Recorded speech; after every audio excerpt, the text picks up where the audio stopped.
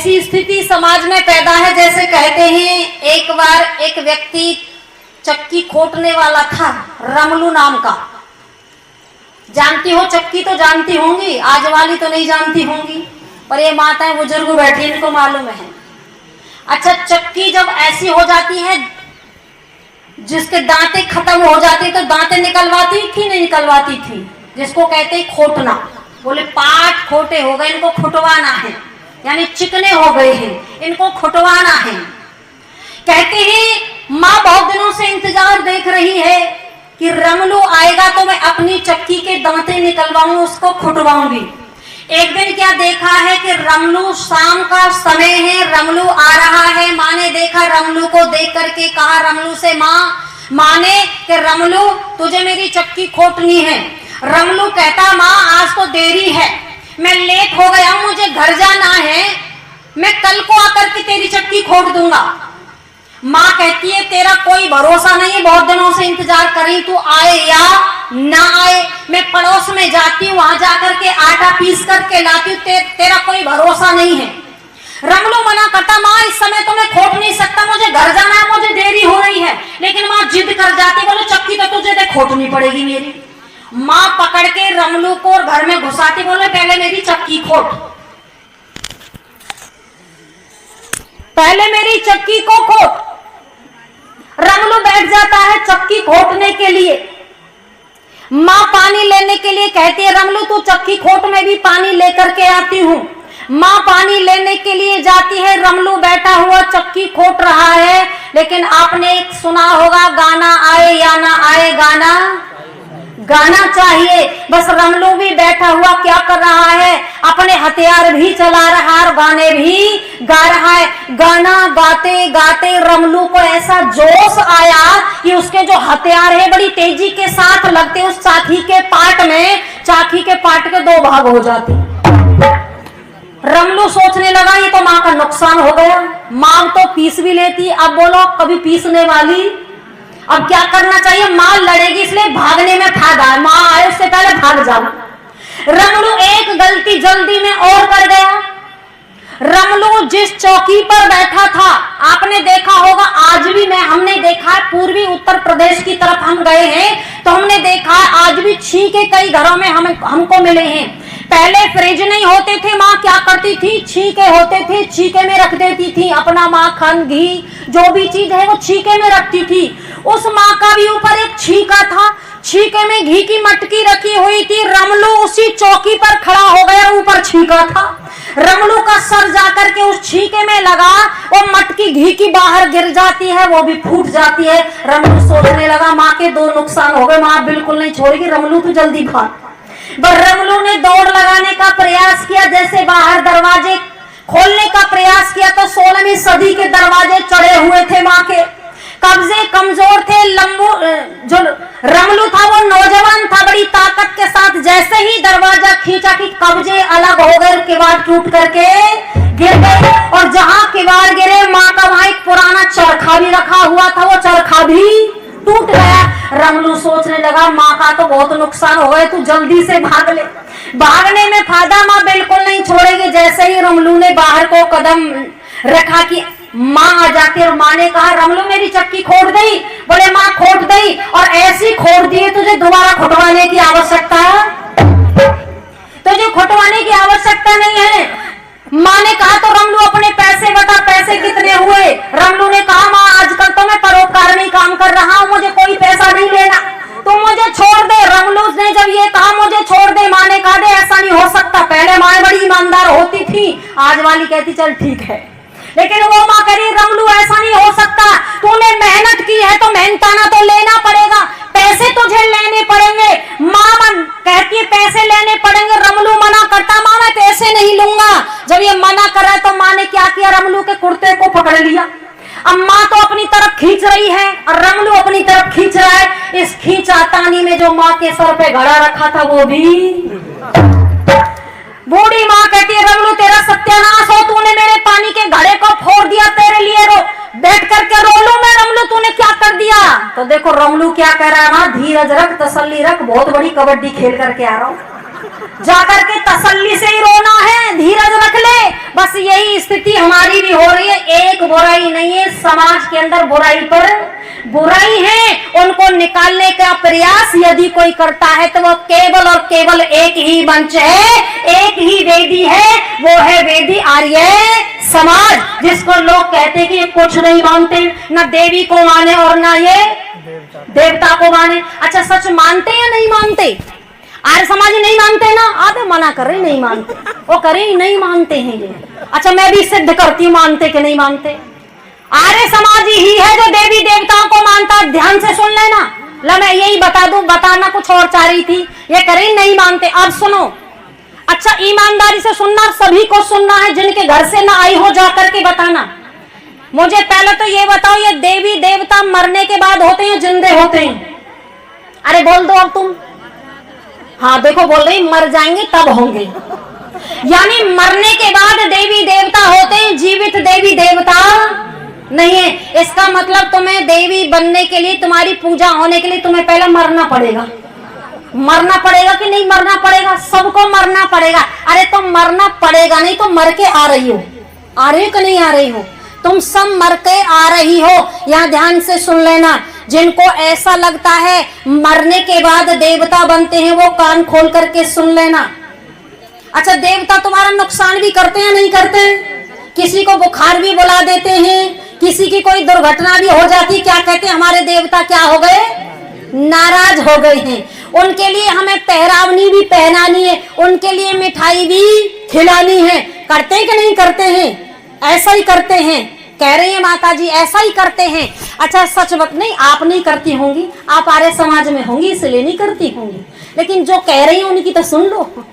मैं समझ गई आप नहीं करती होंगी, जो आर्य समाज में जुड़ी हुई हैं वो जानती हैं। पर सुनो, सच मायने में देवता होते हैं, मेरी बात को ध्यान से सुनना है।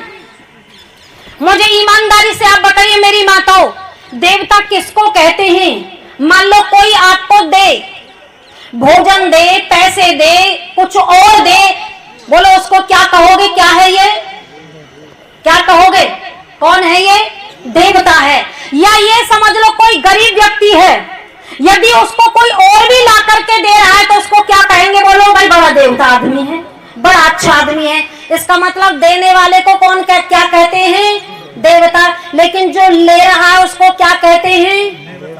क्या बोलेंगे उसको? लेवता। लेवता हो गया ना, एक हो गया देवता और एक हो गया लेवता, यानी देने वाला देवता और लेने वाला लेवता। अरे जो तुम्हें बीमार कर करके ले, जो तुम्हें परेशान कर करके ले, तुमसे पहरावनी मांगे, मिठाई मांगे, चढ़ावा मांगे, तो बोलो वो देवता हुआ या लेवता हुआ? लेवता हुआ कि नहीं हुआ? यहाँ सुन लो, देने वाला देवता और लेने वाला लेवता। अब यहाँ आप देवता बन रहे, लेने वाला कौन हो रहा है? यहाँ देवता हो रहा है। सुनो, किसी के पास कुछ नहीं जाता है, यहाँ समझने की बात है, हवा में मत उड़ाना इस बात को। कभी मैंने भी आपकी तरह बैठ करके सुना था, जैसे आपको लगता है हम उनको दे रहे हैं वो देवता बन गए हैं, पर मेरी बात को ध्यान से सुन लेना। क्या आप यहाँ जितने भी हम बैठे हैं, बोलो कहीं ना कहीं से मर के आए हैं या ऐसे ही आ गए हैं? अरे हाँ ना में बोलो, सब मर के आए हैं। हम जितने भी बैठे हैं, आप भी बैठे, पुनर्जन्म को मानते हो कि नहीं मानते? कहते ना उस बच्चे को वहां याद रहा, उसको याद रहा, इसका मतलब हम भी कहीं से मर के आए हैं। अच्छा, जब हम मर करके आए हैं तो हमारे नाम की, जैसे यहाँ श्राद्ध होते हैं, होते कि नहीं होते? श्राद्ध करते हैं, 16 दिन आते हैं वर्ष में, 16 दिन, और उसके लिए, उस देवता के लिए 16 दिन नहीं होते हैं, उसके लिए केवल 1 दिन होता है।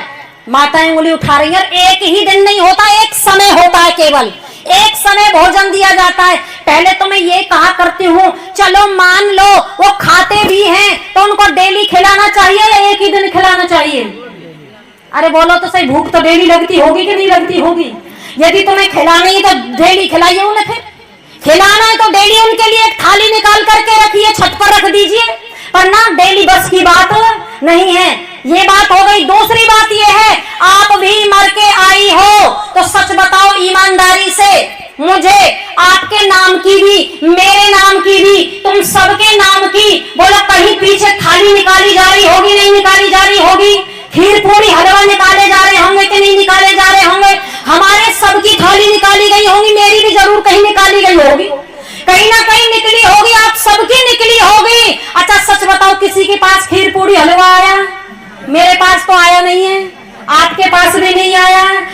कभी आने वाला है। और यदि थोड़ी देर को खाने को चलेंगे तो घर में बोलो क्या हो जाएगा, राम राम। बोले कहाँ लेके चलो, बोले शमशान भूमि में लेकर के चलो। अरे कोई खाने के लिए आता है, अरे तुमने तो उन देवताओं की स्थिति ऐसी कर ली है, खाने के लिए भी कौन आते हैं उस समय, कौन आते हैं खाने के लिए छत पे, कौआ आते रहे, कौआ भी नहीं रहे। इसलिए क्या करते, मैंने देखा बिजनौर की तरफ मेरा कार्यक्रम था पीछे,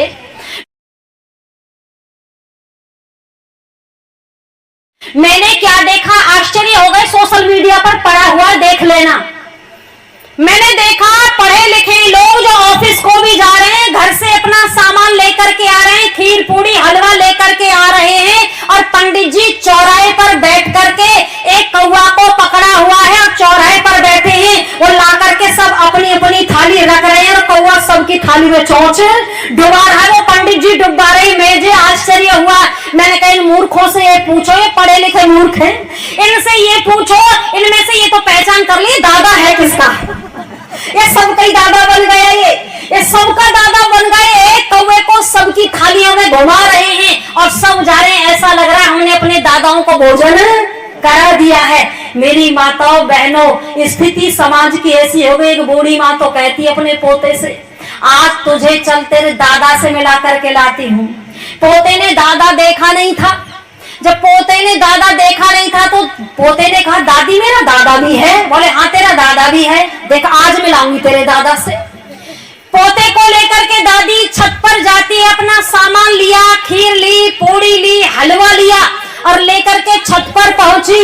दादी ने अपना सामान लिया, खीर को रख दिया, पूड़ी को रख दिया। कौवा का स्वभाव है काऊ काऊ करते हुए आया, और जैसे ही काऊ काऊ करते हुए आया तो दादी ने कहा देख वो आया तेरा दादा, चल जल्दी से नमस्ते कर। पोते ने हाथ जोड़े, कहा दादा नमस्ते। जैसे ही कहा दादा नमस्ते तो जो काम वो दादी कर रही थी वही काम पड़ोस में बराबर पे एक बहन छत पे अपनी पे वो भी कर रही थी। उसने भी अपना सामान तोड़ करके रखा तो कौवा वापस दूसरी वाली छत पर चला गया। जैसे ही दूसरी वाली छत पर गया तो पोते ने कहा दादी लगता है दादा तो तेरे से नाराज हो गया, ये तो चला गया। दादी भी गुस्से में भर गई और गुस्से में भर के अपने सामान लिया और सामान रख करके कहा भाड़ में जाए, भाड़ में जाए। तेरा दादा जिंदा था तब भी पड़ोसन के घर खाया करता था, मरने के बाद ही पड़ोसन के घर खा रहा है।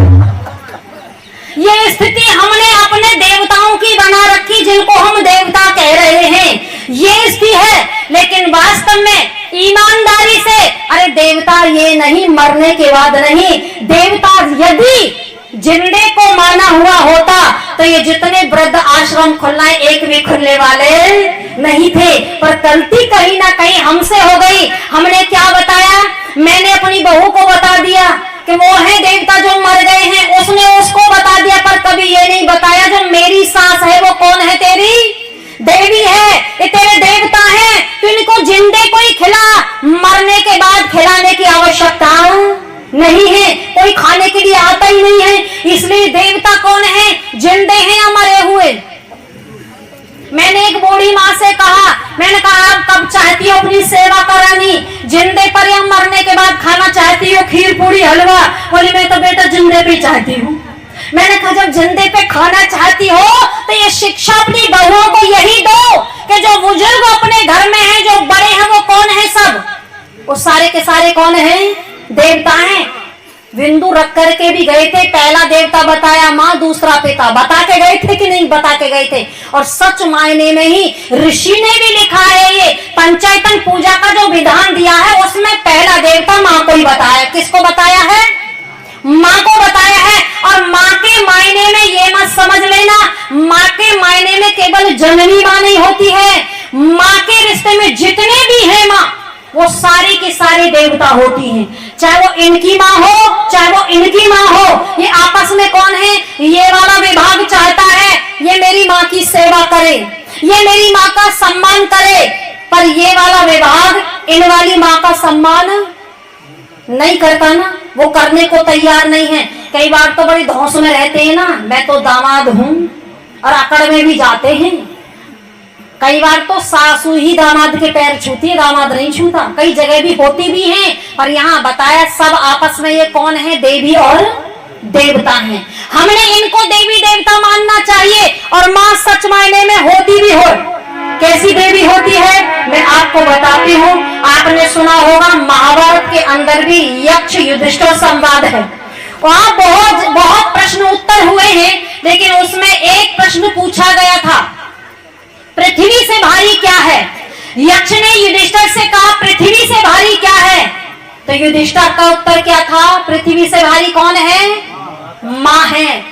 माँ की कोई नाप तोल नहीं है, माँ की तुलना की जा नहीं सकती। माँ वो है। कहते हैं एक व्यापारी, मुझे याद आ गया, एक व्यापारी 2 गाय लेकर के आया है।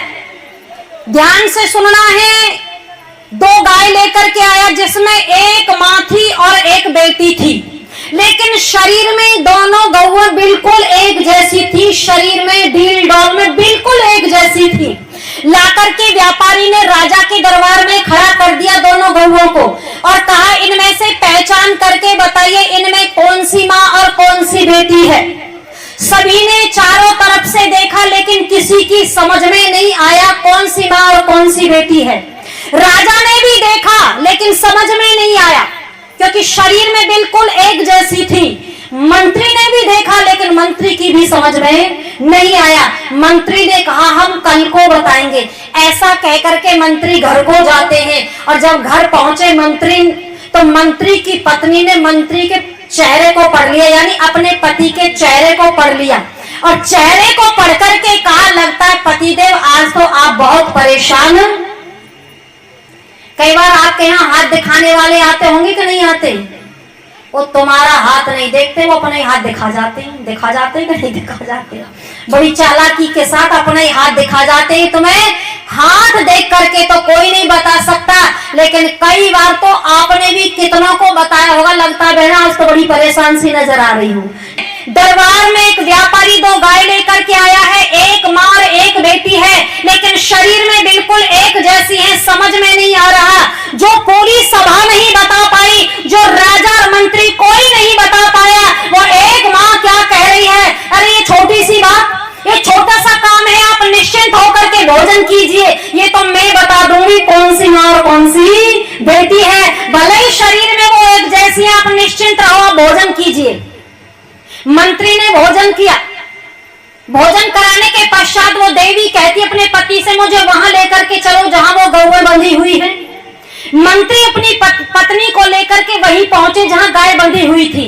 देखो मंत्री की पत्नी क्या करती है, चारा लेती है 2 पात्रों में, 2 टोकरों में चारा लेती है, वहीं बराबर में बंधी हुई थी, दोनों के सामने रख देती है। अब एक गाय तो अपने वाला चारा खा रही है, और एक गाय अपना चारा भी खा रही है, और दूसरी वाली का भी चारा खा रही है। जब वो दोनों चारों को खा रही है, तो अपने चारे को खाने वाली गाय खड़ी हो जाती है। मंत्री की पत्नी ने हाथ रख दिया, अरे जो दोनों चारों को खा रही है ये बेटी है, और जो अपना भोजन त्याग करके खड़ी हो गई है वो माँ है, क्योंकि त्याग केवल माँ कर सकती है, संतान करने वाली नहीं है। अच्छा सच बताओ, अब ये देवता है या नहीं है?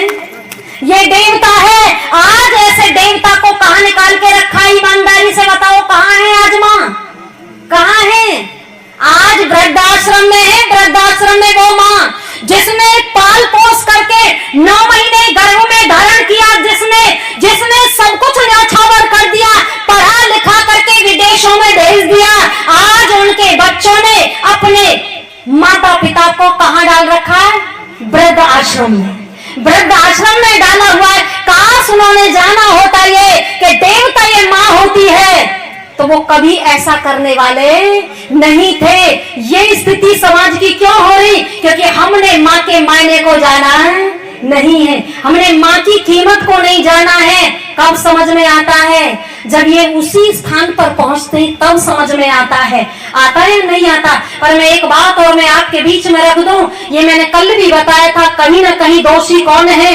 कहीं ना कहीं दोषी हम रह गए। बच्चों की गलती बच्चों की नहीं है। मैं तो कहा करती हूँ जो वृद्ध आश्रम में जा रहे हैं, बच्चों की कम गलती है, माता पिता की अरे बोल तो दो ज्यादा गलती है। आपने देखा होगा आजकल की जो महिलाएं क्या कर रही हैं, 15,000, 20,000, 25,000, 30,000 की नौकरी कर रही हैं। अपने बच्चे को कहां छोड़ करके जा रही हैं? किसके पास? आया के पास, नौकरानी के पास। आया कैसे रखती है बच्चों को, मुझे ज्यादा बताने की आवश्यकता नहीं, आप समाचारों के माध्यम से सुनते होंगे। आया किस प्रकार से बच्चे को रखती है, वो माँ की तरह नहीं रखती। पर मुझे सच बताओ, बच्चा जब छोटा होता है उसे किसकी आवश्यकता होती है, आया की या माँ की? माँ की होती कि नहीं? अरे छोटा सा बच्चा चाहता है माँ के ममत्व को, चाहता है माँ के प्रेम को, माँ के स्नेह को चाहता है, लेकिन वो माँ चंद पैसों के लिए अपने बच्चे को एक आया के पास छोड़ करके जाती है। पर ईमानदारी से बताइए, उस समय तो बच्चे को आवश्यकता है माँ की, माँ छोड़ करके चली गई। लेकिन जब बच्चा जवान होगा, माता पिता वृद्ध होंगे, बच्चे माता पिता को किसकी आवश्यकता है? किसकी आवश्यकता है? बच्चों की आवश्यकता है। और वो बच्चे कहां छोड़ेंगे? अरे जब मुझे आवश्यकता थी तो तू पैसे के लिए मुझे छोड़ करके चली गई, और अब तुझे आवश्यकता है तो बोल मैं भी पैसे छोड़ करके आने वाला नहीं हूं। ये उन्हीं की संतान है, ये साधारण परिवारों की संतान नहीं है जो वृद्धाश्रम में भेज रही हैं, ये उन्हीं की संतान है। इसलिए आइए, ज्यादा फोकस हमारा क्या रहना चाहिए? बच्चों को बनाने के लिए। आइए पहले भजन सुनाती, सुनो।